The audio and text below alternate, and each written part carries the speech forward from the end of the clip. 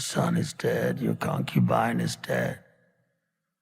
Tonight the house of Atreides falls, and your bloodline ends forever. Dune के पहले भाग में आपका स्वागत है। ये डेनिस विलेन्यूवे का अडॉप्टेशन है, जो एक महानतम साई-फाई सीरीज में से एक का है। जब तक ये केवल फ्रैंक के नाम से है, ये सारी अजीब बातें सामान्य लगती हैं, इसलिए सुनिश्चित करें कि आपने शो समरी हिंदी को सब्सक्राइब कर लिया है और चलिए शुरू करते हैं। साल 10,191 में क्रूर हॉकोनन ग्रह अराकिस पर कब्जा कर लेते हैं ताकि मसाला उगाया जा सके, जो पूरे ब्रह्मांड में सबसे मूल्यवान पदार्थ है, जो अंतरिक्ष यात्रा की अनुमति देता है और जीवन को बढ़ाने वाले गुण भी हैं। इससे वे अमीर हो गए हैं, और हालांकि वहां की स्थानीय जनजातियां फ्रीमैन इन आक्रमणकारियों का विरोध करती हैं, उनका संघर्ष एक गेरिला युद्ध है जो ज्यादा प्रगति नहीं कर रहा है। फिर एक दिन सम्राट उन्हें छोड़ने का आदेश देता है और अच्छे लोगों के पास एक दूत भेजता है, हाउस अत्रेदी के पास, जहां नोबले ड्यूक लेटो को एक सम्राटीय फरमान मिलता है कि वे हॉकोनन दुश्मनों की जगह लें और अराकिस के नए प्रबंधक बन जाएं। और वे कैसे मना कर सकते हैं, खुद को एक समझौते में बांधते हुए। स्पेसिंग गिल्ड और बेने गेसेरिट आदेश की एक रिवरेंड मदर की गवाह के तहत, जो राजनीति को वेश्या और दासियों को राजकीय घरों में प्रदान करके नियंत्रित करती है, जैसे ड्यूक की अपनी लेडी जेसिका, जो अपने बेटे पॉल को आक्रामक, सम्मोहक सुझाव के गुप्त तरीके सिखा रही है जो लोगों को कार्रवाई करने के लिए प्रेरित कर सकते हैं इससे पहले कि वे खुद को जान सकें। वास्तव में युवा पॉल को सबसे अच्छे लोगों में घिरा हुआ है, जिसमें सुपर माइंड के लोग और गुर्नी हालेक शामिल हैं, जो लड़के को हर समय तैयार रखते हैं उसे कैटो की तरह हमला करके। लड़ो और उसे ढाल और चाकू के तरीकों में परीक्षण करें, क्योंकि उसकी हॉकोनन के साथ व्यक्तिगत प्रतिशोध है और उसे पता है कि उनके नए जीवन में चीजें कितनी बुरी हो सकती हैं। एक अच्छा लड़का, बावजूद इसके कि वह अपनी इमो अवधि में है, जहां वो लोगों से कहता है कि उसने उनकी मौत की दृष्टियां देखी हैं, जिसमें तलवार के स्वामी डंकन आइडाहो भी शामिल है, जो वास्तव में ज्यादा परेशान नहीं है और अराकिस के लिए जल्दी रवाना हो जाता है, क्योंकि ड्यूक लेटो को संदेह है कि यह नया नियुक्ति वास्तव में सम्राट द्वारा एक जाल है जिसे हॉकोनन और अत्रेदी को युद्ध में धकेलने के लिए डिजाइन किया गया है, जो दोनों को कमजोर कर देगा। और वो डंकन को फ्रीमैन के साथ संभावित गठबंधन खोलने के लिए चाहता है जो अराकिस पर है। लेकिन लेटो एक सहायक पिता और एक आकाशगंगा राजनीतिक आंकड़ा है। हालांकि सच्चाई और भी बुरी है, क्योंकि हॉकोनन के शानदार ग्रह गिदी प्राइम पर, जहां गंजे बारन ने अपने चाचा के सामने अराकिस खोने की शिकायत की, जबकि विशाल बारन उसे बताता है कि सम्राट वास्तव में सीधे उनकी मदद कर रहा है ताकि वे एक जाल में फंस सकें। इस बीच आधिकारिक प्रतिनिधित्व से बाहर बेने गेसेरिट रात के समय एक गुप्त बैठक के लिए कैलाडन पर वापस जाती है, जहां पॉल को परिवार के डॉक्टर से एक मेडिकल चेकअप मिलता है। यूए और उसकी मां की चिंता बहुत ज्यादा है, हालांकि उसकी आम आत्मसमर्पण की स्थिति, क्योंकि रिवरेंड मदर गैस हेलन मोहेनी आई हैं उसे टेस्ट करने के लिए, जहां वो उसे दर्द के बॉक्स का सामना करते हुए उसकी आत्मनियंत्रण को देखती हैं, ये सुनिश्चित करने के लिए कि वो एक सजग इंसान है।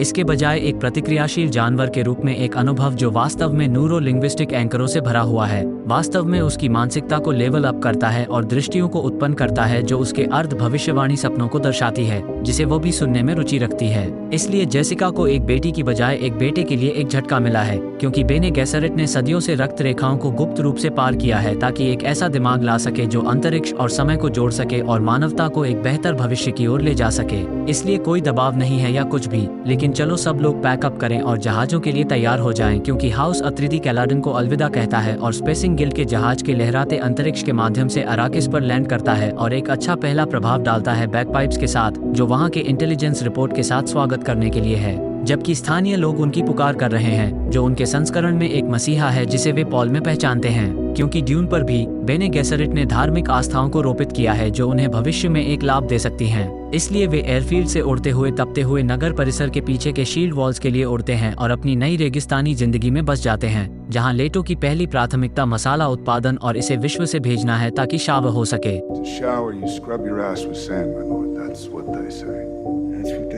खैर, जेसिका एक स्थानीय हाउसकीपर के लिए साक्षात्कार करती है, केवल ये पहचानने के लिए कि उनमें से एक फ्रीमैन है और भी गुप्त रूप से सशस्त्र है। लेकिन ये पता चलता है कि यह क्रिस चाकू एक उपहार के साथ साथ एक परीक्षण है जो उसे देख रहा है कि क्या वो भविष्यवाणी के अनुसार मेल खाता है। केवल जेसिका की ठंडी पड़ने की क्षमता और क्षण की गर्मी ने चीजों को खून बहाए बिना बनाए रखा। इस बीच पॉल पुराने सपनों और पानी के संरक्षण के महत्व पर एक पाठ प्राप्त करता है। फ्रीमैन और उनके रेगिस्तानी जीवन रक्षा तरीकों का अध्ययन करते हुए केवल एक हॉकोनन हत्या के प्रयास द्वारा बाधित होने के लिए एक छोटा हंटर सीकर अपने लक्ष्य की तलाश करता है, जबकि लड़का अपने प्रोफाइल को अस्पष्ट करता है और मृत्यु के सामने पूरी तरह से स्थिर रहता है।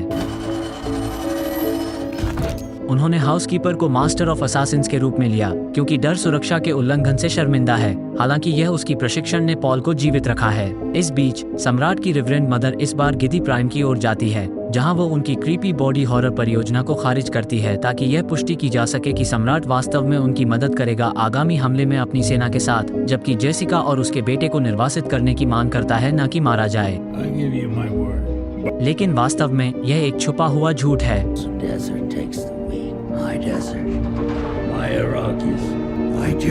इसलिए वे पीटर को सेलेसिया सेकंड्स में भेजते हैं, जहां वो कुछ ग्रेगिन गायक सुनता है और सबसे कुशल और खतरनाक कट्टरपंथी हथियारों की कुछ बटालियन प्राप्त करता है। डंकन फ्रीमैन से संपर्क बनाने के बाद वापस लौट आता है और रिपोर्ट करता है कि उनकी संख्या लाखों में है और वे राक्षसों की तरह लड़ते हैं। उसने उनके एक नेता को लेकर आया है जो स्टिल्गो कहलाता है, जो तुरंत उनकी प्रतिक्रिया का परीक्षण करता है और थोड़े करीब से आता है। लेकिन वो अंततः देखता है कि लेटो अपने सांस्कृतिक पुलों को बनाने के लिए इच्छुक है, हॉकोनन के विपरीत पॉल को देखते हुए जब वो निकलता है। लेकिन अच्छी खबर के लिए यही है क्योंकि बड़ी मात्रा में मसाला उत्पादन के लिए बड़ी कोटा होने के बावजूद ये लगता है कि अत्रिदी को केवल द्वितीय श्रेणी के उपकरण ही मिले हैं। इसलिए वे न्यायाधीश के साथ मिलते हैं परिवर्तन के डॉक्टर ली पर, जो साम्राज्यीय पारिस्थितिक विज्ञानी है।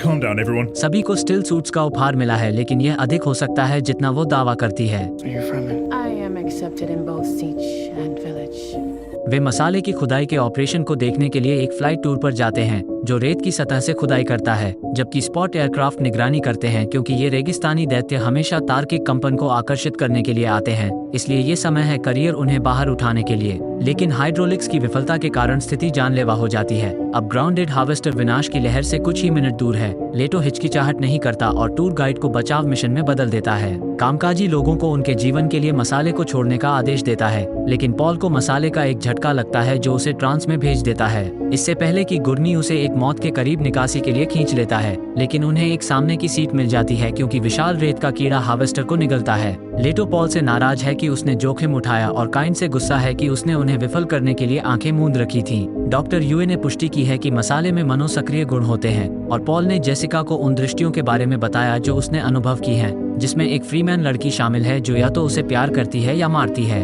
एक चाकू प्राप्त करने का महत्व और स्पष्ट ज्ञान की उसकी मां गर्भवती है, जो कि वह खुद को मुश्किल से महसूस कर रही है और यह उसे तनाव में डाल रहा है क्योंकि अगर एक बेने गेसेरिट ने पॉल की क्षमताओं के बारे में लिखा तो वे शायद भी ड्यूक लेटो के जीवन के बारे में सही हैं और उनकी गंभीर स्थिति का खतरा उनके ऊपर एक छाया की तरह लटकता है जो कि किसी भी व्यक्ति की कल्पना से करीब है। हालांकि उस रात डॉक्टर यूए ने सभी को सोने के लिए भेज दिया और गार्डों को मार डाला और ढाल जनरेटर को अक्षम कर दिया। लेटो को पता है कि कुछ गलत है और मरते हुए हाउसकीपर को खोजता है, लेकिन वो बहुत देर हो चुकी है। जैसे ही डार्ट उसके बॉडी शील्ड के माध्यम से घुसता है, यूए ने अत्रिदी हाउस को धोखा दिया है।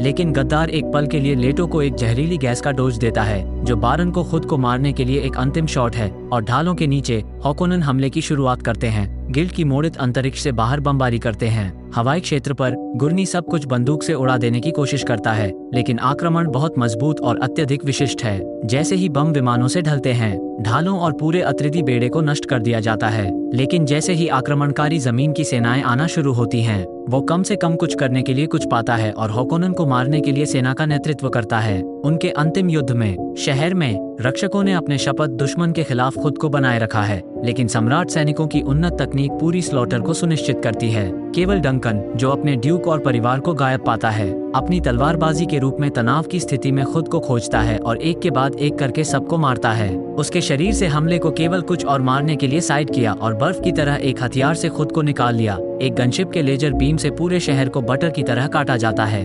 जब तक कि वो नजर से बाहर निकलने में सफल नहीं हो जाता, और इसलिए रब्बा ने कैदियों को सिर काटने शुरू कर देता है। लेटो दवा की खुराक से होश में आता है, जैसे एक बैरोक चित्रण से बारन व्लादिमीर हॉकोनन ने खुद को एक विजय भोज के लिए देखा, और जब से उन्होंने बारन को अपनी स्वीकृति पर आने के लिए आमंत्रित किया।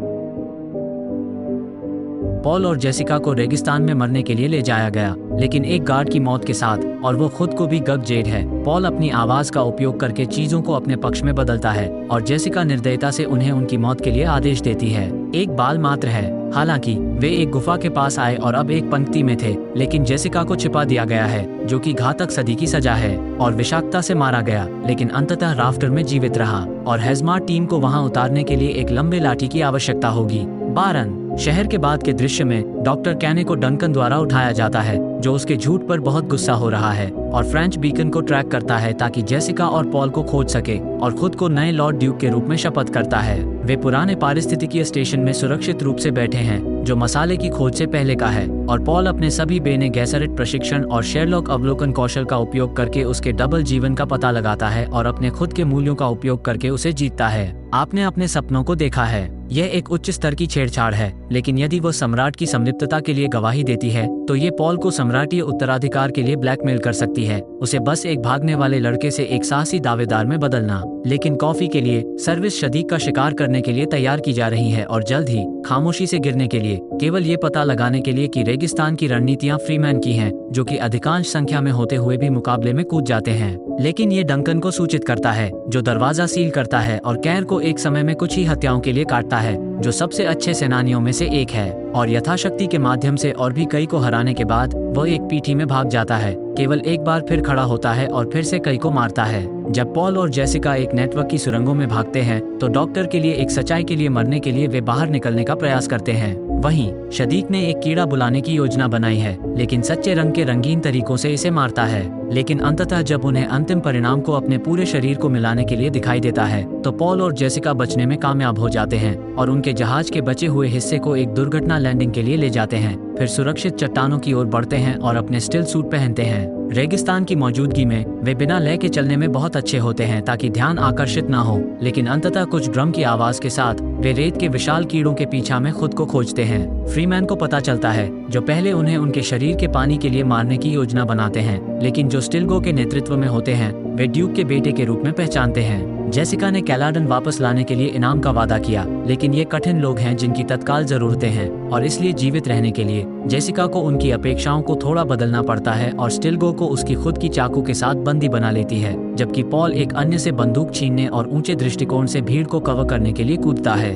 आपने क्यों नहीं कहा कि आप एक लड़ाकू हैं? बातचीत की कमी और इसलिए बढ़ी हुई महत्वता को दिखाते हुए वे जनजाति के साथ सुरक्षित मार्ग प्राप्त करते हैं और पॉल को सपनों की लड़की मिलती है, जो उसे एक छोटे लड़के के रूप में बुलाती है। हालांकि जाम एक लड़का है जो अभी अभी अपनी पीठ पर धक्का दिया गया है और आमतौर पर तर्क पर रोकता है, जो जेसिका के खिलाफ मुकाबला करने की चुनौती करता है क्योंकि उसने तकनीकी रूप से जनजाति के नेता को हराया है, जो वजन भी है। पॉल को उसके स्थान पर खड़ा करने के लिए मजबूर करता है क्योंकि उनके लिए एक बेने गैसरिट और वजन के लिए लड़ना वर्जित है। चानी उसे एक चाकू उधार देती है, जो रेगिस्तान के कीड़े के दांत और उसकी दृष्टियों का प्रतीक है। उनका भविष्य एक चाकू की धार पर निर्भर करता है और जेम्स एक चालाक लड़ाकू है, लेकिन पॉल जल्द ही उसकी हर चाल का जवाब देता है और फिर एक हत्या से बचने की गलती करता है जब जीवन के लिए एक जीवन की मांग करता है जिससे कभी भी किसी की हत्या नहीं की है।